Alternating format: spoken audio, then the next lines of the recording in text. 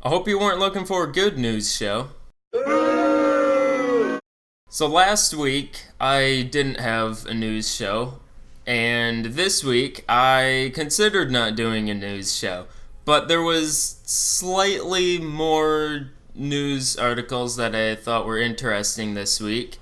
I mean, I didn't even bother saving any links to news articles I looked at last week. That's how uninteresting everything sounded to me. And this is all subjective. Some people might think last week was an interesting week. If you like Deus Ex, then there's a decent amount of news for that. But personally, it was kind of boring. And this week, I wrote one news article, and the three other news stories I talk about are mostly just, here's the thing, look into it more if you want more information. But I guess that happens. A while ago, I had a news article about VR-ready backpack computers with the intentions of having a near wireless VR experience. Now, a company by the name of Quark VR is working on an actual wireless headset, or more accurately, a wireless transmitter of some sort. The way it works is you plug the Vive into the device and you would put the device in your pocket, then using Wi-Fi, it will send information to and from your PC.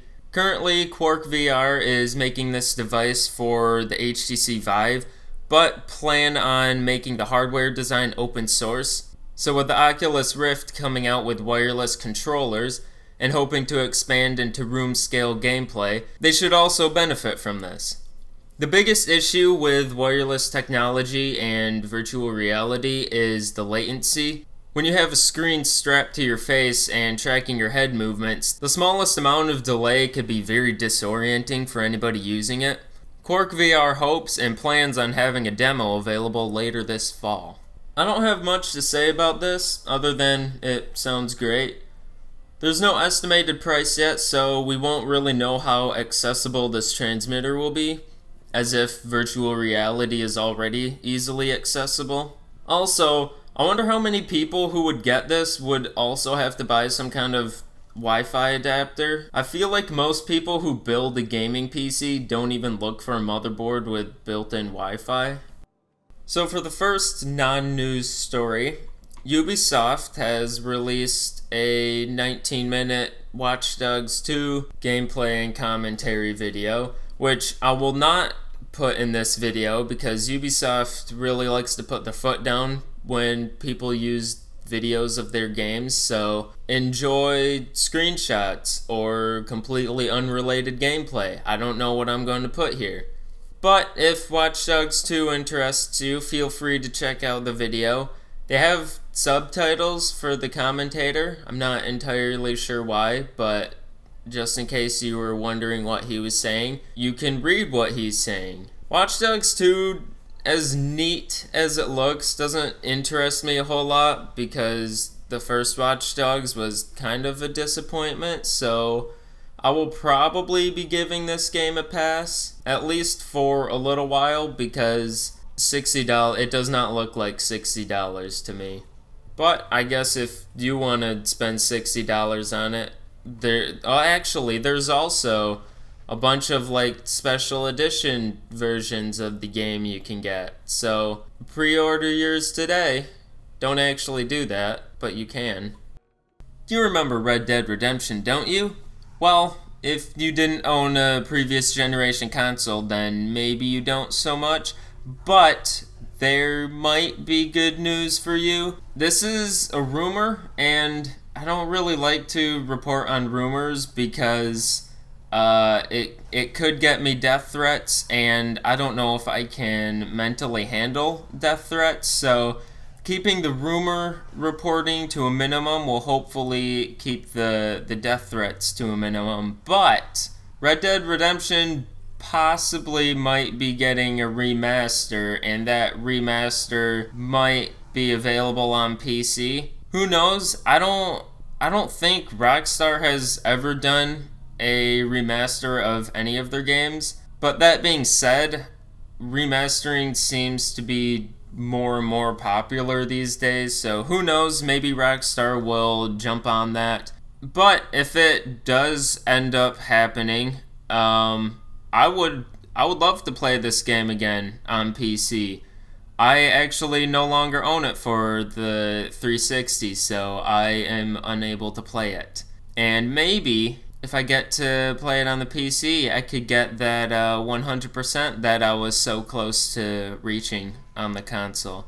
And also, I never got to experience the Undead Nightmare as a whole. I only played a little bit of that.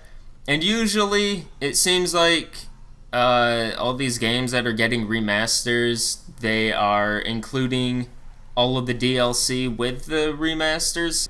So maybe that will be a thing as well. But like I said, this is just a rumor, so don't believe anything I'm saying. There was quite a bit of news about PlayStation, or the PlayStation 4 to be more specific.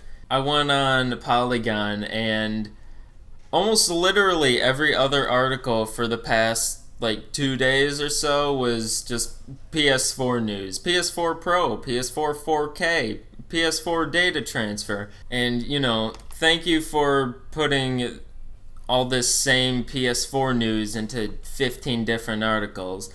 I know that it's not for me, it's probably for you, because you can maximize the revenue for having 15 different news articles that are 2 paragraphs in size. But that's beside the point. I could make a 15-minute video going into all of this in depth, but to be completely honest, I don't really care. It's interesting, but it's not that interesting to me. So I guess some of the interesting things that I did find were with a new update that is supposed to be coming out somewhat soon, I guess. It will make data transferring a whole lot easier because they are releasing their PS4 Pro, which is what they're calling it, not the PS4 Neo as it's been called for months. The PS4 Pro will be coming out, and they're expecting people to upgrade their PlayStation 4s. I don't know how many people will do that, but here's the issue. Some people would most likely not just buy the PS4 Pro if they already have one. They would probably trade in their old PS4 and upgrade that to the PS4 Pro. And with this new data transfer feature, I don't know if I said it already, but you transfer the data through Ethernet cable, and you have to be signed into the same account on both consoles. But here's the issue. You need 2 PS4 consoles in order to transfer the data, but you need to trade in your old PS4 to get the discount on the PS4 Pro. So this new change is probably not going to be as beneficial as they were hoping it would be. Then again, I don't know how GameStop is going to treat this, but I feel like more often than not, in order to get these kinds of discounts, you either need to take the in-store credit to get essentially more money, or you need to have the old console in order to get the bigger discount on the new console. So maybe there will be some kind of workaround, I don't know.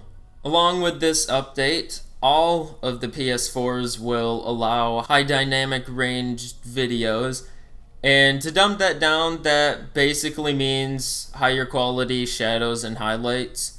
So all PS4s will allow HDR videos. I don't know about games though. You might need the PS4 Pro in order for that to be a thing. This Polygon article kind of goes back and forth between the PS4, the normal PS4, and the PlayStation Pro. So it makes some of this a little difficult to understand because the article is about HDR and 4K, and it's a little unclear as to which devices allow HDR, which devices allow 4K. It sounds like any PlayStation 4 will be able to stream 4K videos on apps like YouTube and Netflix. However, only the PlayStation Pro will allow 4K for games. And I don't know if that is the same for HDR, where any PS4 can have HDR videos but not HDR games. I don't know. You can read the article for yourself and try to decipher what it's actually saying. Also, the PS4 Slim will be released on September 15 at $300, and the PS4 Pro will be $400 and will be released November 10. Wow, I spent a lot more time talking about the PS4 than I planned and wanted to. But oh well.